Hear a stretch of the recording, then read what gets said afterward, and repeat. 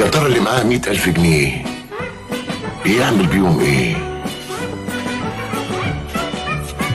ثلاجة بضرفتين، بوتاجاز في باب ازاز، غسالة اللي بتغسل وتنشف وتنشر لوحديها، يبقى 1500 2000 2500، يبقى الباقي ده الباقي هم كبير قوي.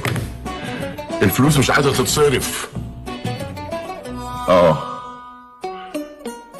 سيارة مرسيدس ب5000 جنيه، يلا ان شاء الله حد محوش.